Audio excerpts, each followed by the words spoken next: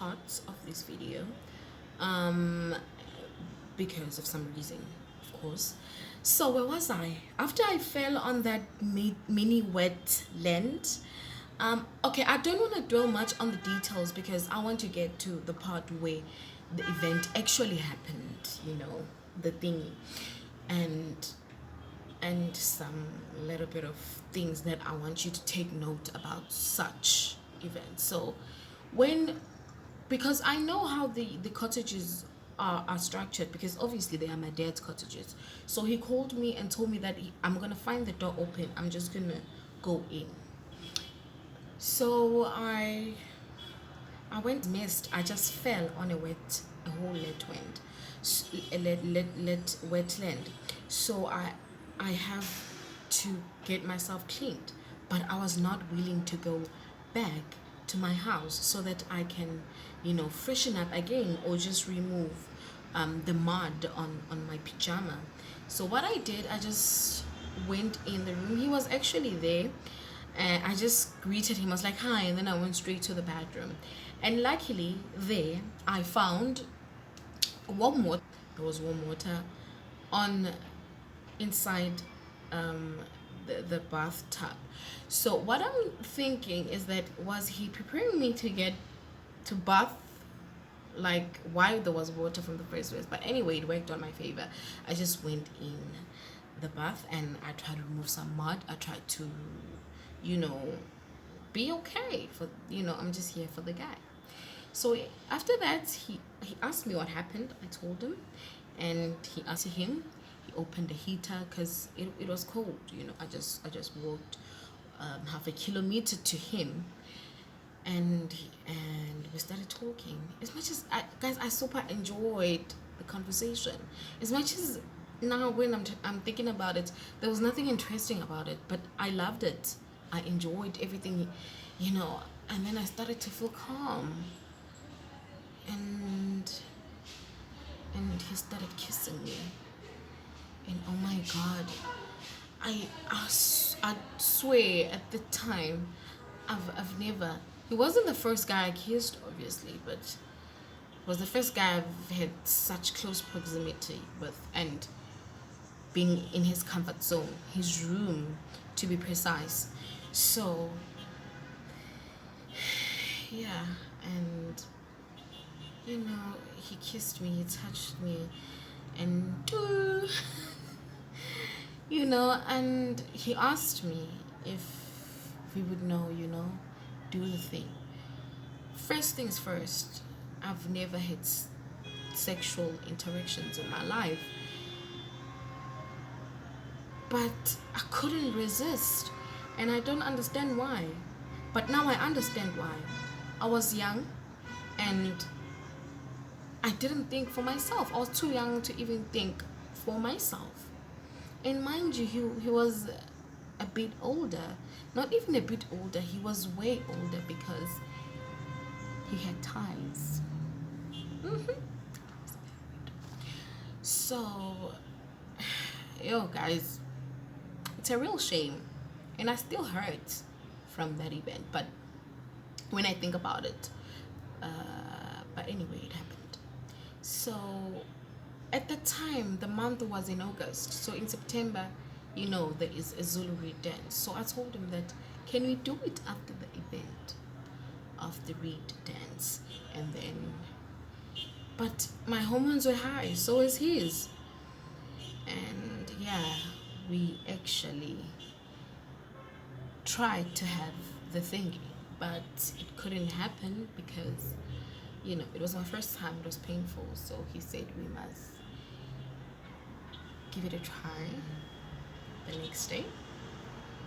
So come next day, I tried to call him, and when I called him, he mistaken me with someone else who was also, I think, a girlfriend. And then quickly he noticed it was me, and then told me that he was going to see me day after tomorrow. And then when I passed by the cottages, I saw him with another girl. But guess what? I didn't care. Can you believe that? Guys, Sometimes you just become dumb when you're young and you don't have knowledge. You just think less of yourself.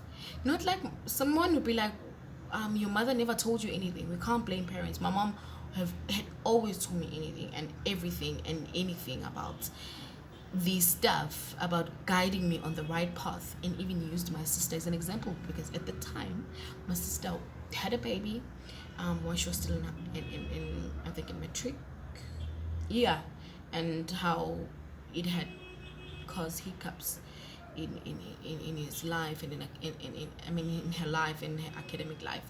So well, came the day we tried again and it couldn't, and then finally came the day when it happened, the penetration happened. So at that time, on the day, he called me and told me that I should take a few shots of maybe a vodka or anything that goes along with me. And I said, okay. So I went on and I bought some vodka, and I had some. I actually had a lot that day, such that I broke my ankle, not broke, but I bruised kinda, because I was trying to step in one of the steps and I fell, but I couldn't feel the pain at the time because I was still intoxicated. So he called me, and I was wasted, and I went there. It actually happened. Finally, he got in. And guess what happened after that? I was in pain. I was sobering up. It was 12 o'clock, midnight. And I started mourning because of pain. And I asked him to drop me nearby home. I'm just going to try to hop and get in. And he said, no, he can't do that. I was like, you have to help me. At the time, guys, I couldn't walk. I was not faking it. I couldn't walk. I had to crawl half a kilometer to home.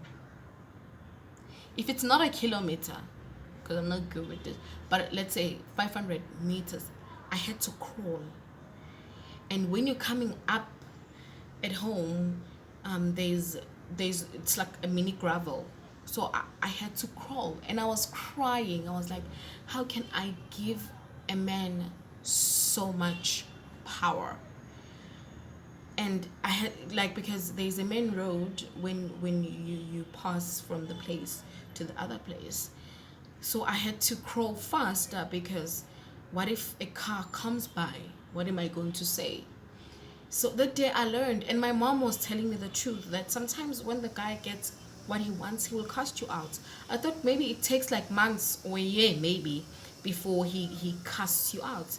But for me, literally, it happened after he broke my virginity. He said, get out of my house, get out of my place, get out of my... I know it's your dad's, but I rent. I'm the owner in particular time. He said, get out.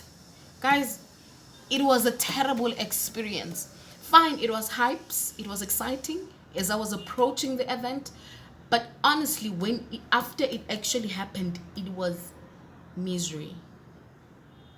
It was sadness, and I don't wish anything. I wish we could tell our younger sisters that take your time. We're not saying don't, but take your time, think about it. Have a great experience about it. Your first time should be great. It should be, you know. So, but anyway, guys, that is my story.